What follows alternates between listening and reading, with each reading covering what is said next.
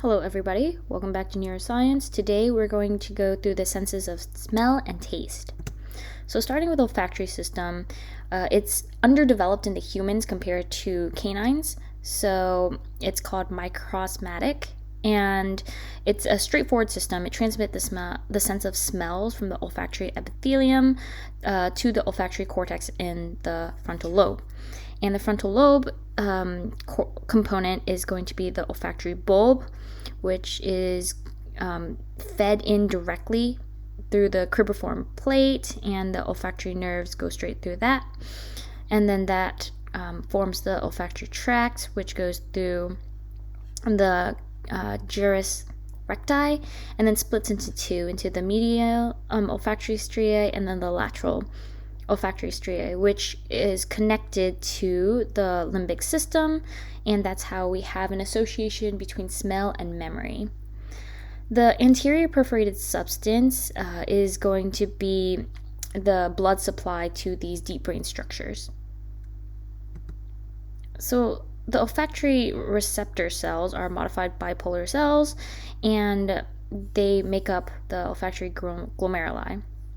The dendrites are going to be naked processes near the free surface of the epithelium, and those end in the olfactory vesicles. The vesicles will have the cilia, while the supporting cells will have the microvilli, which isn't shown in this particular picture, but it's going to be shown in the next picture.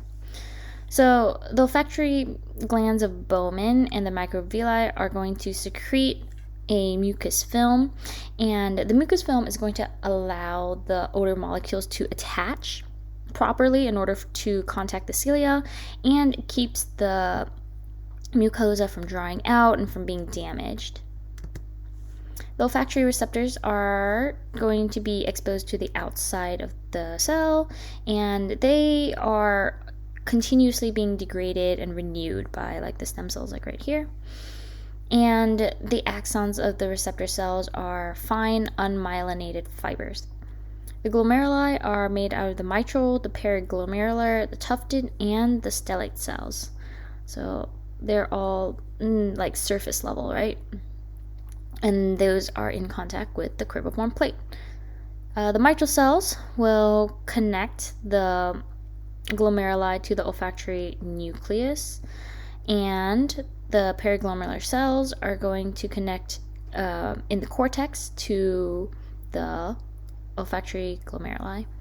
Then the tufted cells are smaller than the mitral cells, and those will send the information through the anterior commissure contralaterally to the granule cells. And so kind of like vision, there is a decussation in the fibers. Okay, so back to the olfactory bulb. They're going to be made out of bundles of the receptor cell axons, and they pass through these holes of the cribriform plate and enter the anterior cranial fossa, and those will connect to the olfactory bulb. Olfactory bulb is made out of all those cells I stated before, and we can also kind of divide them into the cortical zone of the olfactory glomeruli and the medullary zone, which are going to be made out of the fibers. And those will make up the olfactory tract. So the once again, olfactory bulb is going to be made out of these mitral cells, the tufted cells, the stellate cells, and the periglomerular cells. So in some cases, there is an intermediate stria, but nothing really.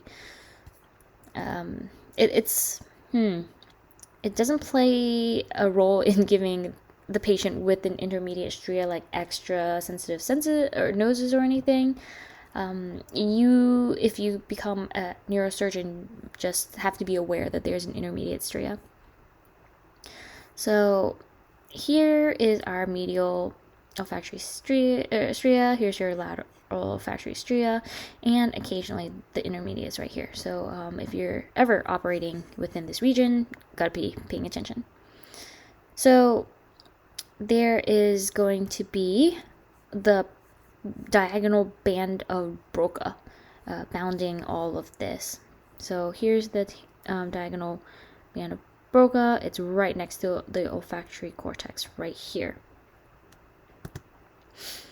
The olfactory sulcus is going to lie between the anterior perforated substance and the uncus, and it's really served as a landmark, so you know where the perforated sulcus is.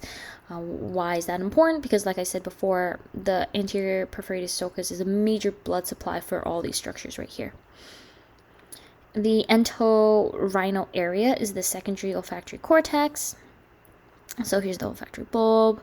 This is how it connects to everything. And then the entorhinal area is going to lie within the limbic system. Sorry, and it plays a role in coordinating the senses and connecting the senses to memory and the interpretation of the sense. Okay, so in the neuropath, like I said, there's a decussation kind of like right below the optic chiasm right here. So when you smell things, the action potential goes from the olfactory bulb down to the olfactory tract to the olfactory trigone, and it goes to the lateral striae to be processed or to trigger a memory, and this is the primary olfactory area, and then it also crosses over to the anterior striae. And the process is that the odorant molecule will bind to the olfactory receptor protein, which activates a G protein and adenylate cyclase, which will make the CAMP that opens the sodium channels and results in depolarization. So anosmia is going to be a lesion of the olfactory bulb, and it can be caused mostly by trauma. So if you get punched in the nose in particular, or rarer, meningiomas, meningitis, or abscesses of the frontal lobe. These meningioma, meningitis, and abscesses will cause the olfactory hallucinations if they affect the parahippocampus uncus.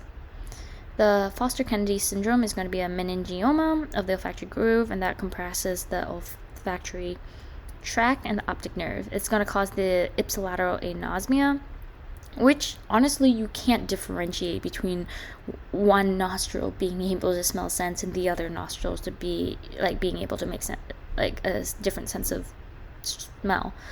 In reality, you want to see or you want to test the visual senses, right? So in this case, there's a bilateral visual loss because the compression is right here. The olfactory groove is right on top of the optic chiasm.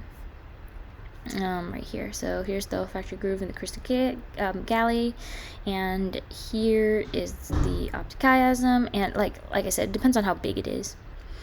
If it's really big, it can also even compress on the pituitary. So a fracture of the cribriform plate can also cause cerebrospinal fluid rhinorrhea because it's a direct connection into the brain, right? So let me go back a slide.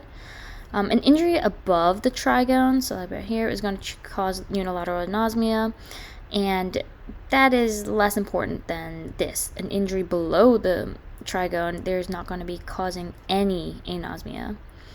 However, an injury below the trigone is most likely going to cause some visual disturbances. Okay, so the second part is taste. All your taste buds lie in the papillae, and the circular valate papillae are going to lie in the back of the tongue. Those contain about 100 to 300 taste buds. The fungiform, this one, or mushroom shape, is going to contain most of the taste buds. They hold about 5. Most, as in most of the flavor or the different types of taste buds. The folate papillae are going to lie in the small trenches on the lateral margins of the tongue. We're not entirely sure what they do because most of them degenerate in early childhood. The filiform papilla are really tactile receptors, and they work to increase friction, so you are able to push the food back towards the throat. Okay, so taste is pretty similar to olfactory system. The taste molecule will bind to a G protein, and that will activate gustatory, and that will activate the adenylate cyclase. That goes and catalyzes the conversion of ATP to CAMP. CAMP, okay, for sweet taste, will close a potassium channel, and then that causes a depolarization, which opens a voltage-gated calcium channel. Influx of calcium channel causes the neurotransmitter release. In the bitter taste, bitter substance, usually some kind of like alkaline substance, binds to the receptor and activates a G protein, transducin, instead of gustatory, and that also activates, well, that doesn't also, it activates a different protein. It activates phospholipase C. So phospholipase C will catalyze the conversion of PIP2 into IP3. So IP3 is going to cause the release of calcium directly, and then that also causes the neurotransmitter release. So both cause influx of calcium, but this is adenylate cyclase path. Sweet is adenylate cyclase. Bitter is going to be IP3. Another way to remember is sweet closes the potassium channels, and bitter opens the potassium channels. Okay, so the anterior 2/3 of the tongue is going to be innervated by the chorda tympani for the secretomotor functions, and then the lingual nerve is the sensory innervation by the glossopharyngeal nerve, and that's going to control the muscle of the tongue. Most of the muscle of the tongue are going to be controlled by the glossopharyngeal nerve, except for the palatoglossus. That's the only one innervated by the vagus nerve. There is the connection through the tractus nucleus tractus solitarius, and that goes through the VPM of the thalamus, and then it goes and connects to the hypothalamus, amygdaloid complex, etc. And that's important because this leads to the memory of taste. So you know what the associations of like vision, taste, and smell, like this is how everything plays together, and even a memory can kind of evoke that taste. Like I grew up eating a certain like apple turnover during fall festivals, and I can still remember the smell and the taste, like from memory. I haven't had this in nigh on a decade, but I still have the memory of it because it's all connected in the thalamus, which helps process my memories, and the amygdaloid complex, which holds my stored memories, especially the ones associated with emotions. So this is a nostalgic kind of emotion for me because I grew up tasting this, so it's a pretty strong memory. So because of that, the gustatory cortex understandably lies in the parietal operculum and in the perinsular cortex. So all of this in the temporal lobe. So the posterior third of the tongue is going to be innervated by the glossopharyngeal nerve for taste and sensation, along with the muscles of the tongue. And those will go along a medial lemniscus tract, and the posterior most of the tongue, so this includes the epiglottis and the epiglottis region, that's going to be innervated by cranial nerve number 10, the laryngeal branch, for taste and sensation.